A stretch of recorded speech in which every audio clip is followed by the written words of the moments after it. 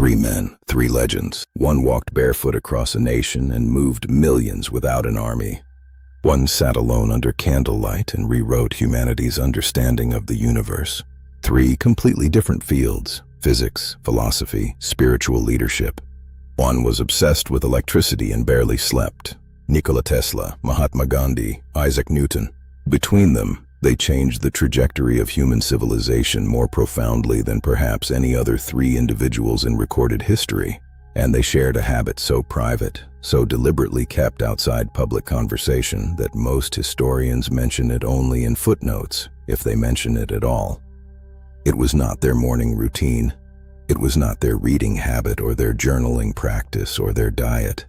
It was a decision each of them made about their own body, about their own energy, about what they would do and what they would refuse to do with the most fundamental biological force available to a man. All three of them practiced deliberate, sustained sexual abstinence, not accidentally, not reluctantly, not because they were incapable of intimacy or unaware of desire. Deliberately, consciously, as a strategic practice they each described, in their own words, as foundational to their extraordinary output. And when you understand the neuroscience behind why this practice produces the kind of cognitive and creative capacity these men demonstrated, the genius will stop looking like mystery and start looking like biology. Stay with me, because this is the story nobody taught you in school. Let us begin with Nikola Tesla, because his relationship with this practice was perhaps the most explicitly articulated of the three, and because the connection between his abstinence and his cognitive architecture is the most scientifically fascinating. Tesla never married. He never pursued romantic relationships in any sustained way, despite being, by all accounts, a man of considerable personal magnetism and social capability. He made this choice deliberately and explained it directly in his own writings.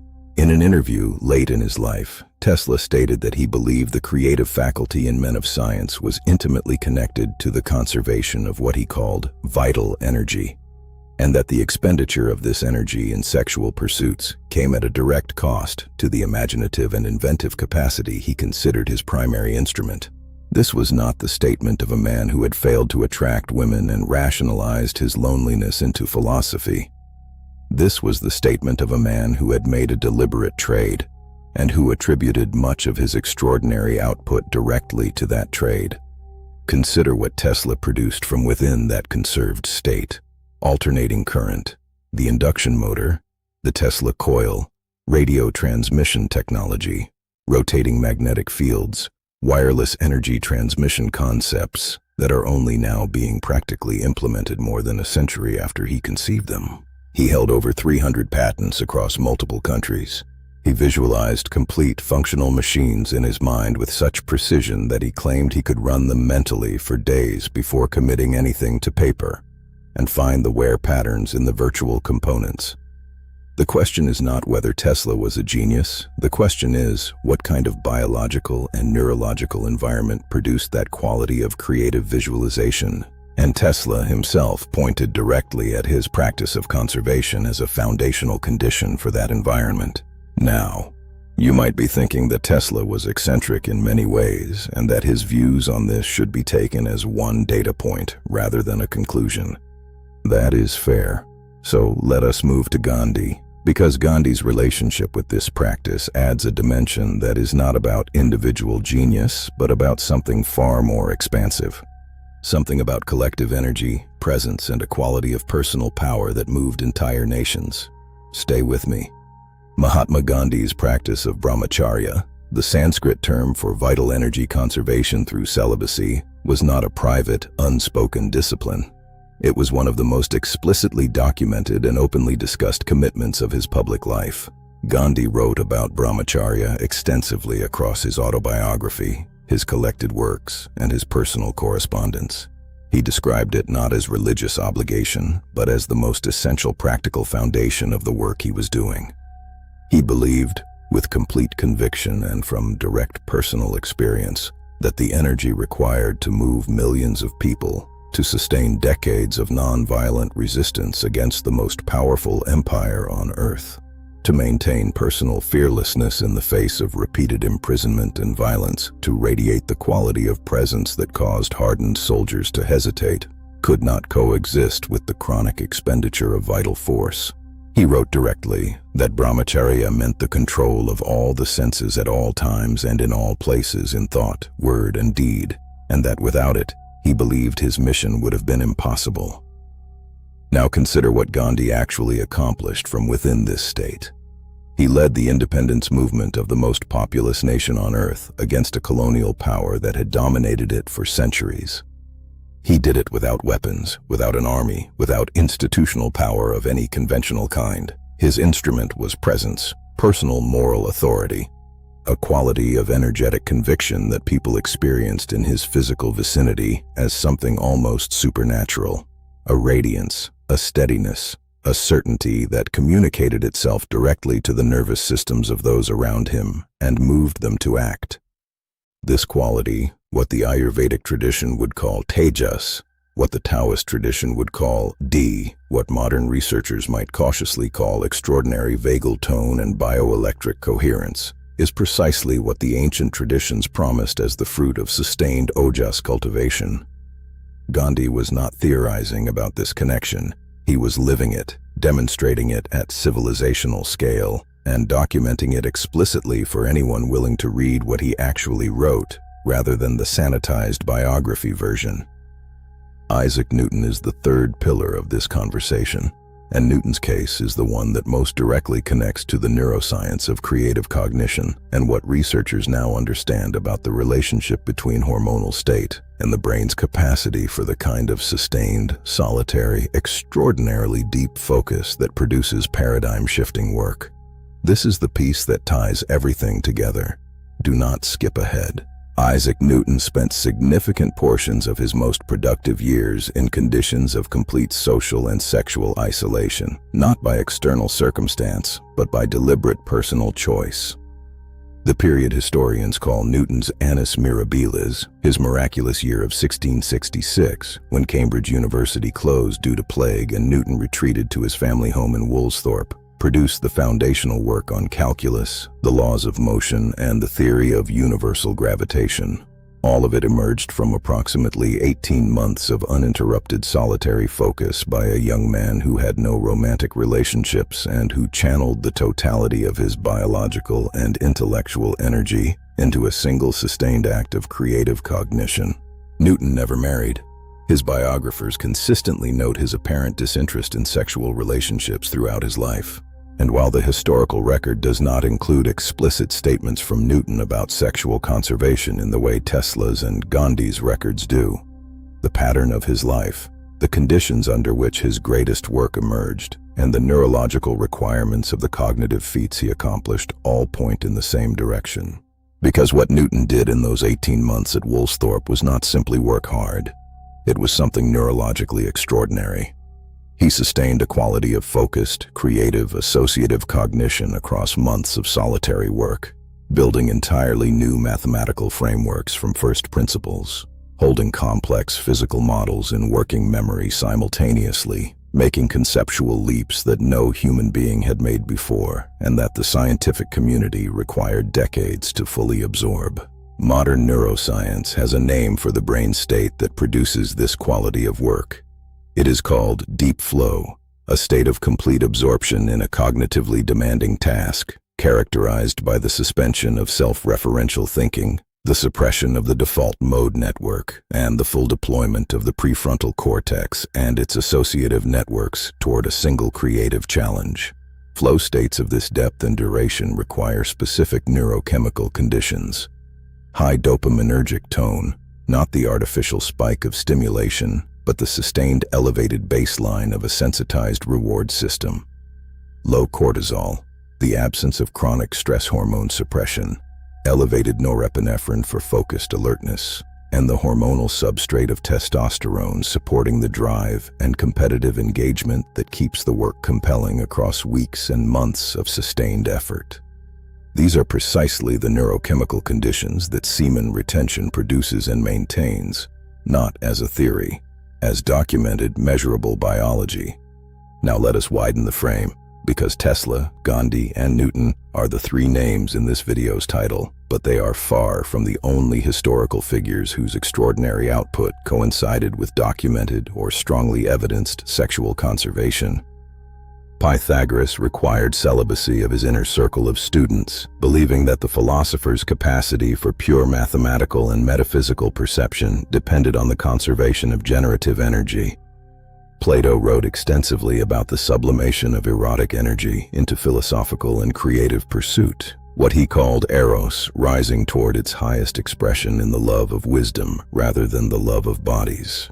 Michelangelo, whose Sistine Chapel ceiling represents perhaps the single greatest individual act of sustained creative output in Western art history, spent 4 years lying on his back in conditions of physical torment and social isolation, pouring everything he had into that ceiling.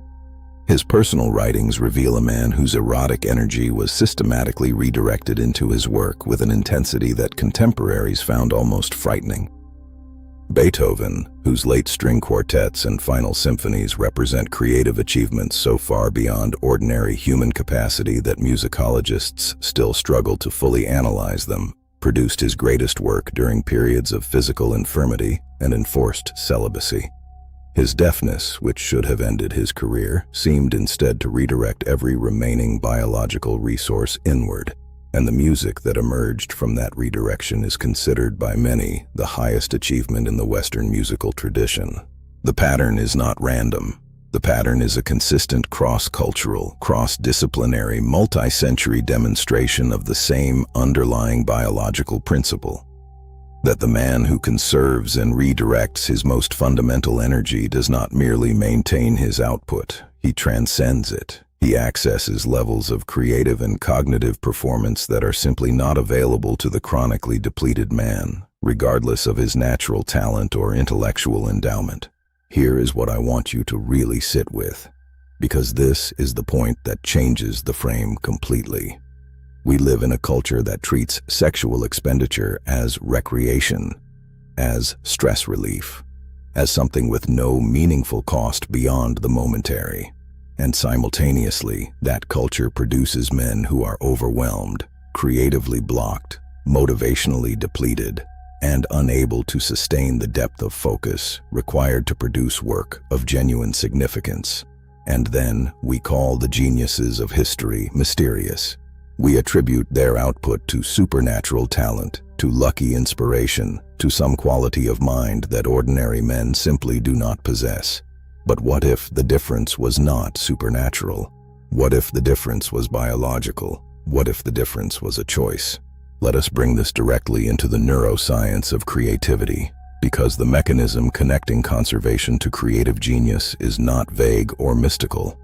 It is specific, measurable, and increasingly well documented. Creativity at its highest level, the kind that produces genuinely new frameworks rather than recombinations of existing ones, requires what researchers call remote associative thinking, the ability to connect concepts, patterns, and domains that are not obviously related and find the underlying structural similarity between them.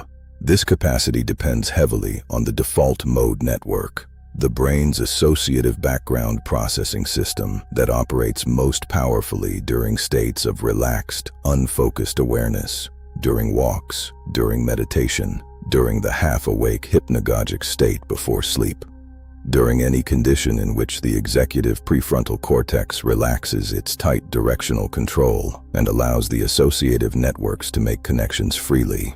The default mode network is exquisitely sensitive to the body's hormonal and neurochemical environment. Chronic cortisol elevation, the biochemical signature of depletion cycles, suppresses default mode network activity and locks the brain in a hypervigilant threat scanning mode that is the neurological opposite of creative association. Elevated dopaminergic tone, the biochemical signature of sustained retention, enhances default mode network activity, increases the range of associative connections the brain makes spontaneously, and directly amplifies the remote associative thinking capacity that underlies creative breakthrough. Tesla's visual imagination, Gandhi's intuitive political genius, Newton's capacity to build entire mathematical universes in his mind. These were not gifts from outside the biology. They were expressions of a biology operating at its full creative capacity, supported, sustained, and protected by a practice each of them understood in their own framework, and each of them defended with their life's work as evidence. I want to ask you something before we finish, and I want you to answer it honestly, not to me, but to yourself. What is the thing you are here to build? What is the work that, when you imagine it completed, makes something in your chest feel like it matters? The book, the business, the art, the discovery, the movement, the life that, when you look back on it from the end, will have meant something. That thing requires something from you that casual living cannot provide. It requires the depth of focus that only comes when the biology is fully behind you. The sustained creative energy that only emerges when the motivational architecture is intact and sensitized rather than repeatedly flooded and numbed. The quality of presence and personal authority that only accumulates when the vital force is being built rather than continuously drained. Tesla knew this. He chose his alternating current over comfort and surrendered the ordinary pleasures of a man's life for the extraordinary output of a fully channeled one. Gandhi knew this. He chose the freedom of a nation over the consolations of private pleasure and became a force of nature that empires could not contain. Newton knew this. He sat alone in a farmhouse while plague swept England and rewrote the laws of the universe. You do not need to be them. You do not need to change the world at civilizational scale, but you have something in you, some specific, irreplaceable contribution that only you can make from within the specific life that only you are living, and it is waiting for the biological conditions that will allow it to fully emerge. Those conditions are available to you. They were available to the greatest minds in history. They chose them deliberately, protected them fiercely, and produced work that the world is still living inside of centuries later. The question is what you will produce when you make the same choice.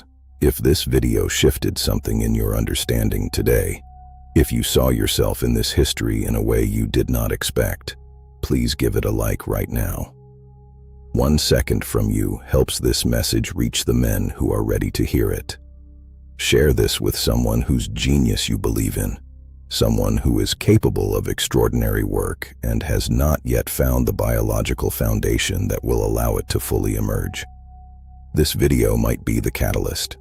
Subscribe to this channel if you are committed to building the understanding that builds the man. Every video here is crafted with the same depth and the same intention, to give you what the mainstream conversation consistently fails to deliver. And from the bottom of my heart, thank you for your time, for your seriousness, for being the kind of man who looks at Tesla and Gandhi and Newton and thinks not just that they were remarkable, but that the distance between them and you might be smaller than you have been led to believe. It is. I promise you. It is. Stay visionary. Stay conserved. See you in the next one.